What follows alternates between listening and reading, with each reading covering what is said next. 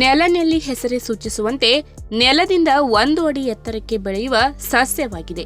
ಇದರ ಎಲೆಗಳು ಬೆಟ್ಟದ ನೆಲ್ಲಿಯನ್ನ ಹೋಲುವುದರಿಂದ ಇದನ್ನು ನೆಲನೆಲ್ಲಿ ಎಂದು ಕರೆಯುತ್ತಾರೆ.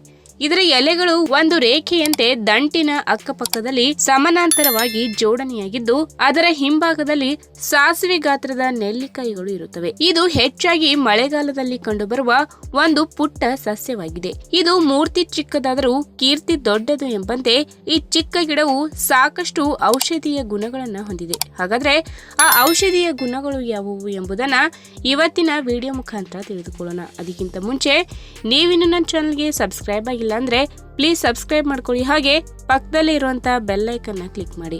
ನೆಲನೆಲ್ಲಿಯ ಬೇರನ್ನ ತೆಗೆದುಕೊಂಡು ಪೇಸ್ಟ್ ಮಾಡಿಕೊಂಡು ಅದಕ್ಕೆ ಹಸುವಿನ ಹಾಲನ್ನ ಸೇರಿಸಬೇಕು. ಈ ಮಿಶ್ರಣಕ್ಕೆ 1 ಚಿಟಿಕೆ ಅರಿಶಿನ ಹಾಕಿ 1 ಚಮಚ ಮಿಶ್ರಣವನ್ನು ದಿನಕ್ಕೆ 2 ರಿಂದ 3 ಬಾರಿ ಸೇವಿಸಿದಲ್ಲಿ ಕಾಮಾಲೆ ರೋಗವನ್ನ ಕಡಿಮೆ ಮಾಡಬಹುದು ಹಾಗೂ ಅದರ ಅಡ್ಡ ಪರಿಣಾಮವನ್ನ ಕೂಡ ನಿಯಂತ್ರಿಸಲು ಸಾಧ್ಯವಾಗುತ್ತದೆ.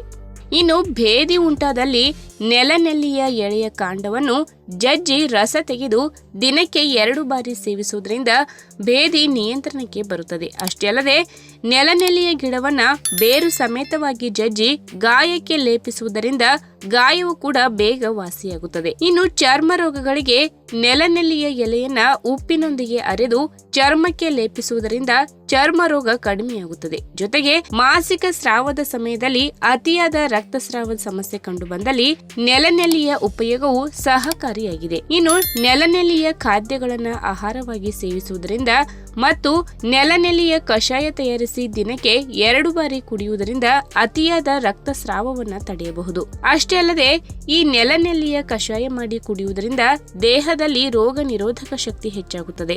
ಇನ್ನು ಕಿಡ್ನಿಯ ಕಲ್ಲು ಕರಗಿಸುವಲ್ಲಿ ಈ ನೆಲನೆಲ್ಲಿಯ ಪಾತ್ರ ಮಹತ್ವದ್ದು. ಆದ್ದರಿಂದ ಇದನ್ನು ಸ್ಟೋನ್ ಬ್ರೇಕರ್ ಎಂದು ಕೂಡ ಕರೆಯುತ್ತಾರೆ.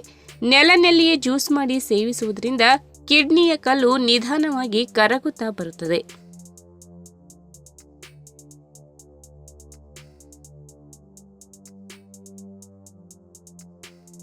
ಈ ವಿಡಿಯೋ ನಿಮಗೆ ಇಷ್ಟವಾದಲ್ಲಿ ತಪ್ಪದೆ ಲೈಕ್ ಮಾಡಿ, ಶೇರ್ ಮಾಡಿ, ಹಾಗೆ ನಿಮ್ಮ ಅನಿಸಿಕೆನ ಕಮೆಂಟ್ ಮೂಲಕ ತಿಳಿಸಿ.